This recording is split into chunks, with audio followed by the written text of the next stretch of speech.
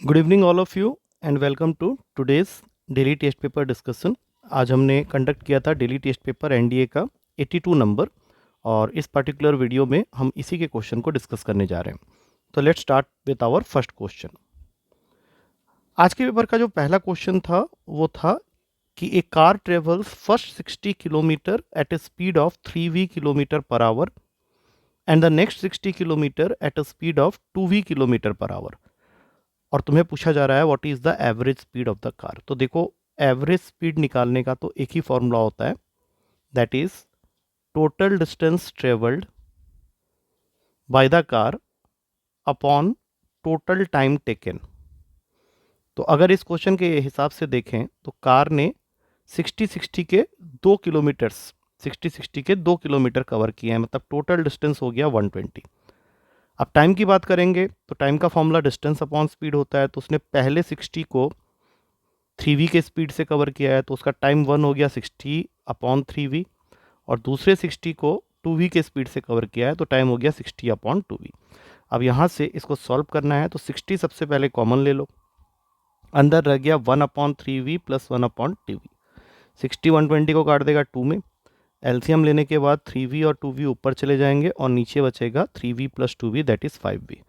एक एक v cancel कर लो, तुम्हारा आंसर आ गया है 12v/5, जो कि होता है 2.4v।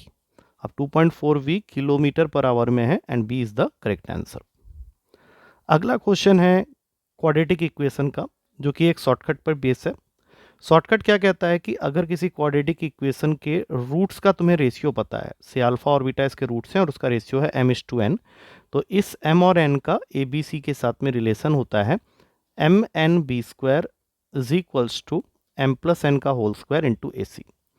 तो हमारे पास में क्वाड्रेटिक इक्वेशन है 3ax² plus 2bx plus C equals to 0, और इसके जो दो रूट्स हैं अल्फा और बीटा, उसका रेशियो दिया हुआ है 2:3। तो अगर हम लोग इस फॉर्मूला को यूज़ करते हैं तो m और n की वैल्यू तुम्हें मिल गई 2 और 3, तो ये 6 हो गया। b के जगह यहाँ 2b बैठा है, तो ये हो जाएगा 2b का whole square, that is 4b²। अब इसको ऐड करके 2 + 3 का होल स्क्वायर करोगे तो 25। a के जगह है 3a और c के जगह सिर्फ c है। तो अब यहाँ से अगर हम लोग इसको सॉल्व करते हैं तो 3 से 2 गया, ये बन गया 8b² is equals to 25ac, जो कि डी ऑप्शन में अवेलेबल है। अगला क्वेश्चन है the sum of an infinite GP is x and the common ratio r is modulus of r less than 1, मतलब कॉमन रेशियो जो है वो लेस देन 1 है, और तुम्हारा sum up to infinite GP जिसका फॉर्मूला होता है a/1 - r, उसकी वैल्यू दे रखी है x। अब इसमें a जो होता है वो फर्स्ट टर्म होता है, जिसकी वैल्यू भी दे रखा है क्वेश्चन में 2 के इक्वल है। हमें बस ये बताना है कि x कहाँ से कहाँ तक लाई करेगा। तो सीधी सी बात है, इस फॉर्मूला को यूज़ करके a की वैल्यू जब मैं डालूंगा तो 2/1 - r जो है वो x की वैल्यू हो जाती है, और r हमें पता है कि -1 से 1 के बीच में लाई कर रहा है, तो साइन को उल्टा करके इसको लिख सकते हैं 1 greater than r greater than -1। अब दोनों साइड में ऐड कर लो 1, तो ये बन गया 2 greater than 1 - r greater than 0, जिसको हम लोग लिख सकते हैं 0 से बड़ा है 1 - r और 1 - r छोटा है 2 से। अब हमारे क्वेश्चन के हिसाब से जब हम लोग इसको अपॉन कर देंगे तो ये बन गया 1/1 - r ग्रेटर देन 1/2। अब यहाँ से समझो इस चीज़ को कि 1 - r को वो लेस देन 2 बोल रहा है, तो अगर उसका हम लोग रेसिप्रोकल करेंगे तो वो रेसिप्रोकल बड़ा हो जाएगा। जैसे for example 2 is less than 3, लेकिन जैसे ही 1/2 और 1/3 देखोगे तो 1/2 बड़ा हो जाएगा। तो यही काम यहाँ पे किया गया है। और अब ऊपर तुमको ये देखना था कि x की जो वैल्यू है 2/1 - r वो क्या है। तो 2 से अगर मैं मल्टीप्लाई कर दूँ तो ये 2/2 हो जाता है, और इस पूरे को हमने x बोला हुआ है यहाँ पे, तो x is coming out to be greater than 1। तो ये ऑप्शन तुम्हें मिलेगा सी में कि 1 से बड़ा है x and less than infinity, तो सी इज़ द करेक्ट आंसर। अगला क्वेश्चन तुम्हारे कॉम्प्लेक्स नंबर चैप्टर का है, जिसमें तुम्हें ऑप्शन की हेल्प लेनी पड़ेगी। तो तुम्हारे पास में दो इक्वेशंस हैं और तुम्हें इन दोनों इक्वेशन के लिए कॉमन रूट की जरूरत है। तो ओमेगा और ओमेगा स्क्वायर ये तो तुम्हें चेक करना ही है। तो सबसे पहले फर्स्ट इक्वेशन में ओमेगा की वैल्यू डाल दो, तो ये बन जाता है omega cube plus 2 omega square plus 2 omega plus 1। Omega cube 1 होता है, पीछे एक और 1 है, और यहाँ से अगर मैं 2 कॉमन ले लूँ तो ये ओमेगा स्क्वायर प्लस ओमेगा हो जाता है। तो 1 plus omega square plus omega होता है -1, तो ये -2 + 1, तो ये कट के 0 हो रहा है, तो ये एक रूट बन ही गया। अब जेड की जगह अगर मैं ओमेगा स्क्वायर लेके काम करता इसी इक्वेशन में, तो ये हो जाता omega 6 + 2 omega 4 + 2 omega square + 1। Omega 6 1 है, ये 1 है।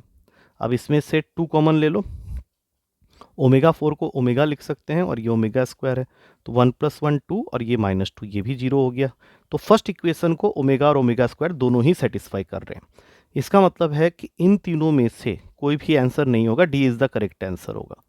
क्योंकि सेकंड इक्वेशन में अगर हम लोग जाएंगे तो वहाँ पे भी यही होने वाला है। अगर मैं जेड की जगह ओमेगा डाल के फर्स्ट इक्वेशन को सेकंड इक्वेशन को चेक करता हूँ, तो बन जाएगा ओमेगा के पावर में 2017 प्लस ओमेगा के पावर में 2018 + 1। अब ओमेगा का पावर में 3 का कोई भी मल्टीपल उसको 1 बना देता है, तो 2017 के सबसे नज़दीक जो 3 का मल्टीपल है वो है 2016, बिकॉज 6 + 2 8, 8 + 1 9। तो ये ओमेगा हो गया और ये ओमेगा स्क्वायर + 1, तो ये तो वैल्यू वैसे ही 0 होती है। तो ओमेगा तो इसको सेटिस्फाई कर गया। अब देखते हैं ओमेगा स्क्वायर से क्या फ़र्क पड़ता है। तो अगर मैं इस इक्वेशन में ओमेगा स्क्वायर डालता हूँ तो ये हो जाता है ओमेगा के पावर में 4034, ये बन जाता है ओमेगा के पावर में 4036 + 1। अब ओमेगा के पावर में 4032 तक ये 1 दिखाएगा, मतलब यहाँ ओमेगा स्क्वायर बच गया और यहाँ पे ओमेगा बच गया +1, तो अगेन ये भी 0 है, तो सीधी सी बात है D is the correct answer. अगला क्वेश्चन है बाइनोमियल का, जिसमें तुमसे पूछा जा रहा है कि इस एक्सपेंशन के टोटल टर्म्स कितने होंगे। तो यहाँ पे एक चीज़ का ध्यान रखना कि जो ब्रैकेट के अंदर तुम्हें दिख रहा है that is nothing but the formula for a/b + b/a पूरे का होल स्क्वायर, क्योंकि इसको ओपन करोगे तो ये सारे टर्म्स मिल जाएंगे और इसके पावर में लिखा हुआ है 21। तो इन टोटल हो गया a/b + b/a के पावर में 42।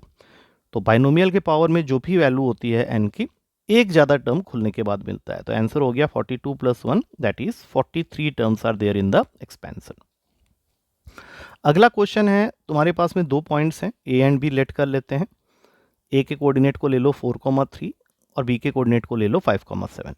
अब इसको एक पॉइंट P डिवाइड करता है internally in the ratio of 2:3 और इसी को एक पॉइंट डिवाइड करता है Q externally in the ratio of 2:3।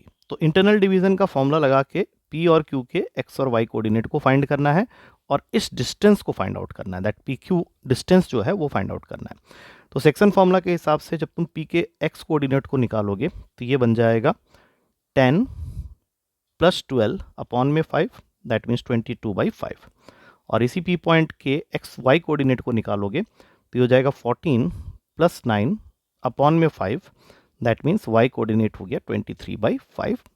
तो यहाँ पे हमने फॉर्मूला लगाया है section formula, x = mx2 + nx1 upon m+n, चूँकि इंटरनल है, और y हो जाएगा my2 + ny1 अपॉन m+n, ये भी इंटरनल है। तो ये दोनों कोऑर्डिनेट्स हमें पता चल गए। अब Q पॉइंट्स के कोऑर्डिनेट निकालेंगे एक्सटर्नल डिवीजन के फॉर्मूला से, जो कि सीधा माइनस डाल देता है बीच में। तो सेम चीज़ रहेगी 10 - 12 और नीचे में 2 - 3 दैट इज़ -1। तो इन टोटल वैल्यू आ गया x का 2, और y जब निकालने जाओगे तो ये वैल्यू हो जाएगी 14 - 9 और फिर यहाँ से 2 - 3 करोगे -1, मतलब ये हो गया -5।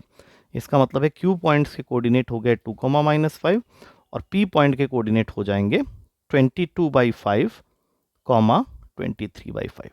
अब हमें क्या करना है, ये डिस्टेंस निकालना है, तो इसको डिस्टेंस फॉर्मूला से कैलकुलेट कर लो। फॉर्मूला के अकॉर्डिंग डिस्टेंस फॉर्मूला बोलता है 2 - 22/5 का होल स्क्वायर, और यहाँ पे आ जाएगा -5 - 23/5 का होल स्क्वायर पूरे का अंडर रूट। अब इसको सॉल्व करके देख लो, ये वैल्यू आएगा 12/5√17, जो कि हमारे ए ऑप्शन में अवेलेबल है। अगला क्वेश्चन है पैराबोला से रिलेटेड। वो बोल रहा है कि एक पैराबोला है और इस पैराबोला की इक्वेशन को उसने बताया हुआ है y² = x। तुम्हें फाइंड करना है length of the chord which is passing through the vertex, vertex यहाँ पे बोलते हैं, and incline to x axis at an angle of theta. मतलब सोच लो ये कॉर्ड है OA जिसका लेंथ तुम्हें फाइंड करना है, जो कि x एक्सिस के साथ एंगल बना रहा है थीटा। तो मैंने यहाँ से A से परपेंडिकुलर ड्रॉ कर दिया AM। अब यहाँ पे थोड़ा ट्रिग्नोमेट्री लगा दो, तो cos थीटा हो जाएगा OM/L, दैट मीन्स OM की वैल्यू हो गई L cos थीटा, जो कि तुम्हारा x कोऑर्डिनेट है, और साइन थीटा अगर इस ट्रायंगल में लगाओगे तो बन जाएगा AM/L, तो AM की वैल्यू हो गई एल साइन थीटा जो कि तुम्हारा वाई कोऑर्डिनेट है। तो इस पॉइंट ए का एक्स कोऑर्डिनेट तुमको मिल गया एल कॉस थीटा और वाई कोऑर्डिनेट मिल गया एल साइन थीटा, जो कि इस इक्वेशन को सेटिस्फाई करेंगे। तो ये बन गया L square sine square theta is equals to L cos theta. अब दोनों को कट किया, ये बन गया L is equals to cos theta upon में साइन स्क्वायर थीटा, ऊपर जाके राइट हैंड साइड में बन जाएगा कोसेक स्क्वायर थीटा, जो कि अवेलेबल है बी ऑप्शन में। So B is the correct answer. अगला क्वेश्चन है ट्रिग्नोमेट्री का, बहुत प्यारा क्वेश्चन है। इसमें तुम्हारे टी एन को उसने डिफाइन किया है साइन के पावर में एन थीटा प्लस कॉस के पावर में एन थीटा, और वैल्यू को सिंप्लीफाई करना है, that is T3 minus T5 upon T5 minus T7। तो सबसे पहले आ गया sign cube theta plus cos cube theta T3 की वजह से, माइनस साइन के पावर में 5 थीटा प्लस कॉस के पावर में 5 थीटा T5 की वजह से। अब नीचे फिर से रिपीट होगा T5, that is sine to the power of 5 theta plus cos two the power of 5 theta minus sign to the power of 7 theta plus cos two the power of 7 theta. अब इसके बाद जब तुम bracket open करोगे तो sign cube theta minus sign to the power of 5 theta को एक bracket में डाल दो, और दूसरे में आ जाएगा cos cube theta minus cos two the power of 5 theta. फिर उसी तरह से नीचे में भी यही काम करो, साइन के पावर में 5 थीटा माइनस साइन के पावर में 7 थीटा एक ब्रैकेट में, और दूसरे ब्रैकेट में कॉस के पावर में 5 थीटा माइनस कॉस के पावर में 7 थीटा। अब ऊपर वाले में से साइन क्यूब थीटा कॉमन हो गया, अंदर बचा 1 माइनस साइन स्क्वायर थीटा। इसमें से कॉस क्यूब थीटा कॉमन हो गया, अंदर बचा 1 माइनस कॉस स्क्वायर थीटा। और नीचे साइन 5 थीटा कॉमन लोगे तो फिर से 1 माइनस साइन स्क्वायर थीटा, और इसमें से कॉस की पावर 5 थीटा कॉमन लोगे तो 1 माइनस कॉस स्क्वायर थीटा। तो इन टोटल तुम्हारे पास में आ जाता है sine cube theta into cos square theta plus cos cube theta into sine square theta in the numerator, और नीचे आ गया साइन के पावर में 5 theta into cos square theta, और यहाँ पे कॉस के पावर में 5 theta into sine square theta. अब ऊपर वाले में से you can take common sine square theta into cos square theta, तो अंदर बच जाएगा sign theta plus cos theta, और नीचे वाले में भी तुम कॉमन ले सकते हो sine square theta into cos square theta, तो नीचे बच जाएगा sine cube theta plus cos cube theta. तो ये दोनों को काट दो। अब sine theta plus cos theta मतलब T1, और नीचे sine cube theta plus cos cube theta मतलब T3। तो 8 का A answer is the correct answer. Next question limit का है। Limit x tends to 0 x cube, इसको अपॉन करके लिख दो साइन एक्स का होल स्क्वायर। अब इसमें लगाओ L hospital rule. L hospital rule लगाते ही ये हो जाएगा 3x स्क्वायर, और ये बन जाएगा 2 sine x into cos x. अब इसमें से क्या करो, लिमिट एक्स टेंड्स टू 0, 3/2 को तो बिल्कुल ही बाहर कर लो, एक्स अपॉन साइन एक्स के साथ रखो लिमिट एक्स टेंड्स टू 0, और दूसरा रखो limit x tends to 0 x upon cos x के साथ, और ये पूरे के साथ 3/2 मल्टीप्लाई हो रहा है। तो देखो ये तो 1 हो गया, लेकिन यहाँ पे अगर तुम x की जगह 0 डालोगे तो 0 अपॉन कॉस 0 दैट इज 1। तो इन टोटल जो तुम्हारा वैल्यू आएगा वो 0 आएगा, that is available in first option. So A is the correct answer. अब आता है लास्ट क्वेश्चन जो कि डेरिवेटिव का है, और ऐसे क्वेश्चन हमने पहले भी किए हुए हैं। तुम्हें डिफ्रेंशिएट करना है 5 minus 2 tan root x upon 2 plus 5 tan root x को। तो पहले इसको थोड़ा सा सिंप्लीफाई कर लो। उसके लिए तुमको ऊपर नीचे 2 से डिवाइड करना पड़ेगा, क्योंकि तुम्हें ये वाले टर्म को 2 बनाना होता है डिनोमिनेटर के फर्स्ट टर्म को। तो ये बन गया 5/2 माइनस tan रूट एक्स, और ये 1 plus 5/2 into tan root x. तो इसके अंदर तुमको फॉर्मूला दिख जाएगा tan inverse a minus b का। तो ये बन गया tan inverse 5/2 minus tan inverse tan का रूट एक्स। अब डेरिवेटिव करते हैं इसका dy/dx, तो ये तो कांस्टेंट है तो इसका तो 0 आ गया, माइनस का साइन रहा। tan इनवर्स और tan काट दो, रूट एक्स का डेरिवेटिव होता है 1/2 रूट एक्स। तो फाइनल आंसर हो गया -1/2 रूट एक्स, जो कि अवेलेबल है ए ऑप्शन में। So A is the correct answer. I think with this we come to the end of the discussion of this particular paper. अब कल मिलते हैं नेक्स्ट पेपर के डिस्कशन के साथ। सॉल्यूशंस को एक बार अच्छे से स्टडी कर लेना, and if you people still find any difficulty in any of the question you can ask me in the class. चलो कल मिलते हैं नेक्स्ट पेपर के साथ। Thank you to all of you and take care.